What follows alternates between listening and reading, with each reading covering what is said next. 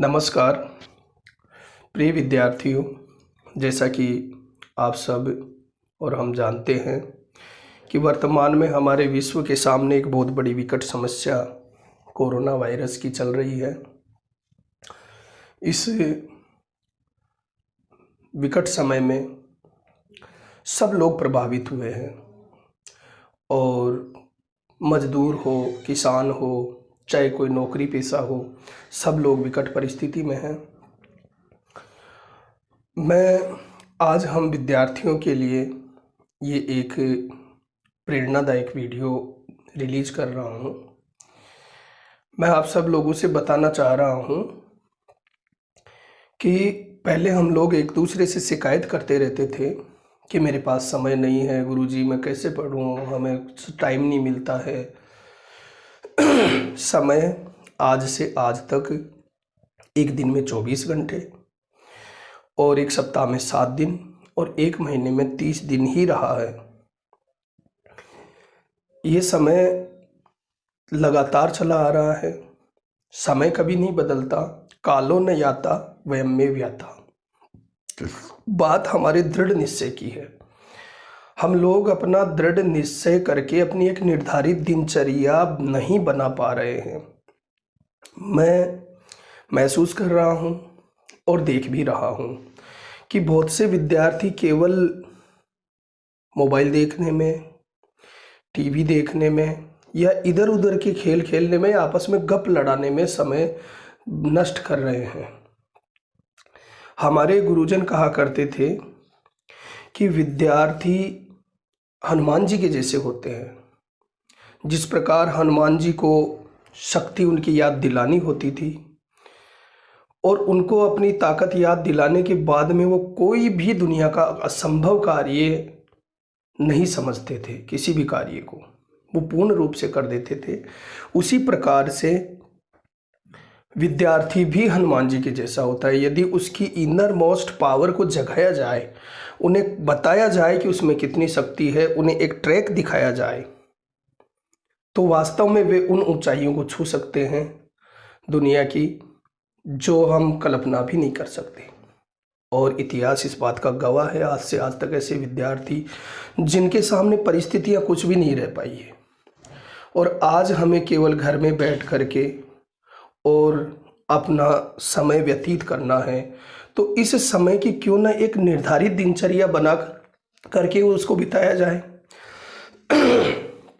इस निर्धारित दिनचर्या के साथ ही अपनी पढ़ाई की भी एक सुनियोजित योजना बनाई जाए। क्यों नहीं बनाते? मैं देख रहा हूँ बहुत विद्यार्थियों को कि वो नहीं बना रहे हैं अपनी योजना, अपने समय को व्यतीत करते जा रहे हैं। सही, ये संकट की परिस्थिति आप लोगों के लिए, हम सब लोगों के लिए एक चुनौती है और चुनौतियों को अदर वे में लेना, हल्के में लेना बहुत बड़ी भूल होती है। ऐसी भूल न कीजिए। आप क्यों सोचते हैं कि हम फ्री हैं? उसी समय उठिए जो भोर का समय है। जैसा आप पहले अपनी कोचिंग में जाने के लिए, कॉलेज में जाने के लिए या विद्यालय में जाने के लिए उठते थे, उतना ही जल्दी उठिए। उसी तरह से अपनी दिनचर्या, योग, अपने आसन प्राणायाम पूरा कीजिए सुबह भोर में। उसके बाद पढ़ने बैठिए। उसके बाद घर वालों के जो भी काम हो उन कामों में हाथ बटाइए थोड़ा बहुत। उनको भी खुशी होगी कि हमारा बेटा आज हमारे साथ काम कर रहा है, बेटी हमारे साथ दे रही है में काम में। और उसके बाद आप फिर अपना नहाने धोने की दिनचर्या बना के फिर दोपहर के समय अलग से पढ़ने की, जितने सब्जेक्ट हैं उनका टाइम टेबल बनाइए एक। और आप बना सकते हैं, ये मैं जानता हूँ।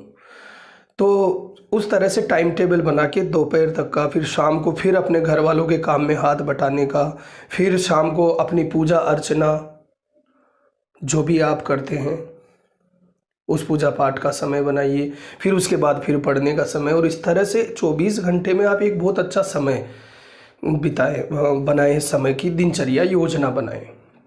तभी आप लोग जो है एक सफल बन पाएंगे। विद्यार्थी, नागरिक जो भी हों, तो जिसकी दिनचर्या नहीं है, जिसके समय का शेड्यूल नहीं है, वो कभी सफल नहीं हो सकता, क्योंकि उसका समय कब कहाँ बीत गया उसको पता ही नहीं चलेगा। वो हमेशा ये कहेगा मेरे पास समय नहीं है, लेट हो गया। इसलिए बहुत ही विडंबना की बात है कि हम समय को ऐसे बिता रहे हैं, ये न बिताएं। मैं आप लोगों से कह रहा हूँ कि अपनी एक निर्धारित योजना आप बनाएं, और इसी बीच में इस विकट परिस्थिति से जूझने के लिए आप जो है अपना कुछ समय ईश्वर चिंतन में भी लगाएं, चाहे शास्त्र पढ़ने में लगाएं। एक निर्धारित समय, बहुत ज़्यादा समय नहीं, आप 10 मिनट 5 मिनट से शुरू करें, आपको अति आनंद आने लगेगा सुबह और शाम दोनों टाइम। फिर उसके बाद में और एक अदृश्य सत्ता आप लोगों का मार्गदर्शन करने लगेगी। आपको सही विचार आएंगे, आपके दिमाग में बुरे विचार कभी नहीं आएंगे, एक अच्छाई की तरफ आपको बढ़ा के ले चलेगी। इस तरह से आप अपनी दिनचर्या बनाइए।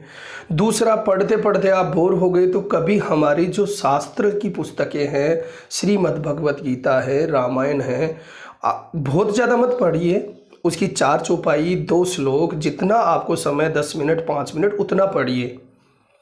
आपको एक अलग आनंद आएगा, एक अलग अनुभूति होगी।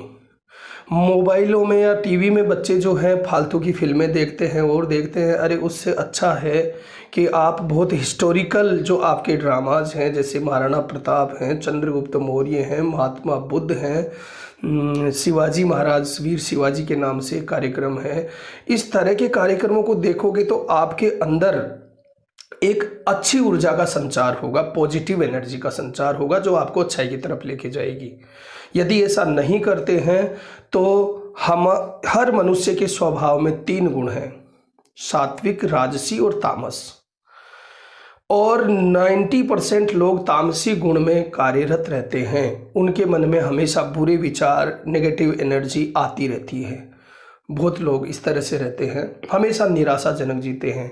यदि वे इस तरह के कार्यक्रम देखेंगे, इस तरह के शास्त्र पढ़ेंगे, तो आप में पॉजिटिव एनर्जी का संचार होगा। मैं जो आपको ये बात बता रहा हूँ, ये किसी की सुनी सुनाई नहीं, अपने ऊपर जो मैंने अप्लाई किया है, आज तक अपने जीवन में उतारा है, वही बात आप लोगों को मैं बता रहा हूँ। इससे आप सफल होंगे, निश्चित रूप से होंगे, आप करके देखिए। इसलिए मैं आप लोगों से बार बार यही कह रहा हूँ कि आप ऐसे निराश होकर के और समय को आइडलनेस में न खोएं, उसकी एक निश्चित दिनचर्या बनाएं, उसी से आप आगे बढ़ पाएंगे। सारे युवा इस समय कोई टीवी देख रहे हैं, कोई मोबाइल में उलट सुलट देख रहे हैं, ये न देखें। इस परिस्थिति के समय में यदि आपसे किसी की, आपके सामने मान लीजिए कोई ऐसा व्यक्ति आता है जिसको सहायता की आवश्यकता है, तो उसकी सहायता करके आप अपने मन को खुश कर सकते हैं। बहुत खुशी मिलती है किसी की सहायता करते हैं तो, भोजन की हो और किसी प्रकार की हो, आप उसकी भी हेल्प करें। ऐसे समय में हेल्प करने से ईश्वर बहुत साथ देता है। बस मैं आप लोगों से इतना ही कहना चाहता हूँ। जय हिंद, जय भारत। ओम।